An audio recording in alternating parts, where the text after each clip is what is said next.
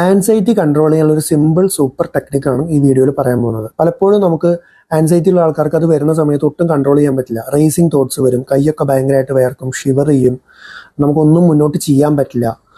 എക്സാമിനൊക്കെ ഇരിക്കുന്ന ചില കുട്ടികൾക്ക് ഉണ്ടാവാറുണ്ട്. ക്വസ്റ്റ്യൻ പേപ്പർ കാണുമ്പോൾ അല്ലെങ്കിൽ എക്സാം ഹോളിലേക്ക് കയറുമ്പോൾ എക്സാം തുടങ്ങുന്നത് തൊട്ട് മുമ്പൊക്കെ ഭയങ്കരമായിട്ട് ടെൻഷൻ അടിക്കുക, ഒന്നും കാണാൻ പറ്റില്ല, എന്താ പറയുക, ഒന്നും എഴുതാൻ പറ്റില്ല, കൈയൊക്കെ ഭയങ്കരമായിട്ട് വേർക്കുക.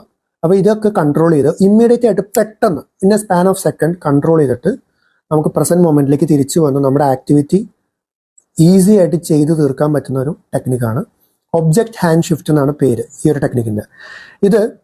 ഇതേപോലൊരു ഇപ്പം എൻ്റെ കയ്യിലുള്ളത് ഈ ഒരു ഒബ്ജക്റ്റ് ആണ്. ഇതേപോലെ നിങ്ങളുടെ കയ്യിൽ എന്തെങ്കിലും ഒരു ഒബ്ജക്റ്റ് ഉണ്ടാവുക, ഒരു കീ ചെയിൻ, നിങ്ങൾ സ്ഥിരമായിട്ട് യൂസ് ചെയ്യുന്നതാവും ഒരു കീ ചെയിൻ.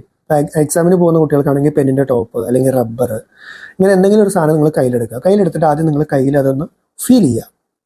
ഈ ഒബ്ജക്റ്റ് ആണെങ്കിൽ ഇതിങ്ങനെ കയ്യിൽ പിടിക്കുന്ന സമയത്ത് നല്ല സോഫ്റ്റ് ആണ്, ഇതിൻ്റെ സൈഡ്സ് ഇറഗുലർ ആണ്. ഇത് നിങ്ങൾ മെൻ്റലി നോട്ട് ചെയ്യണം, ശ്രദ്ധിക്കണം. ശ്രദ്ധിച്ചു കഴിഞ്ഞ് കഴിഞ്ഞാൽ നിങ്ങൾ ഒരു 1-2 പോയിന്റ്സ് നിങ്ങൾ ഒബ്ജക്റ്റിനെ പറ്റി ശ്രദ്ധിച്ചു കഴിഞ്ഞാൽ ഉടനെ അടുത്ത ഹാൻഡിലേക്ക് ഷിഫ്റ്റ് ചെയ്യുക.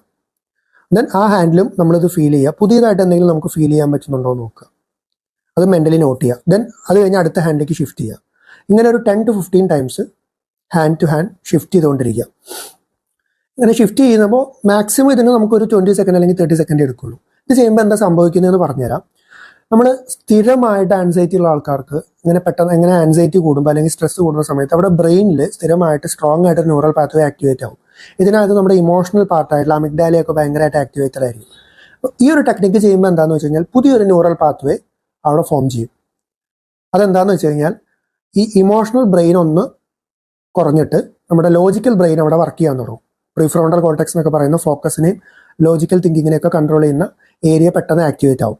കാരണം നമ്മൾ ലോജിക്കലി ഒരു സംഭവം, ഒരു ഒബ്ജക്റ്റിനെ പറ്റി നമ്മൾ അസസ് ചെയ്തുകൊണ്ടിരിക്കുകയാണ്, അതിങ്ങനെ മാറി മാറി ചെയ്തുകൊണ്ടിരിക്കുക. അപ്പോൾ ഫോക്കസ് കൂടുതൽ വേണം.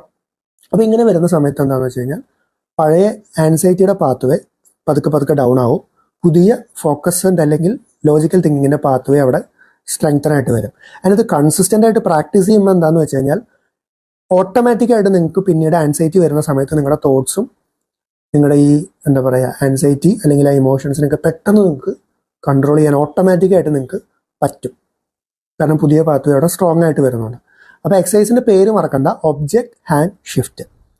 ഇത് ചെയ്തിട്ട് നിങ്ങളുടെ എക്സ്പീരിയൻസ് ഒന്ന് കമൻറ്റ് ചെയ്യുക. ഓക്കെ.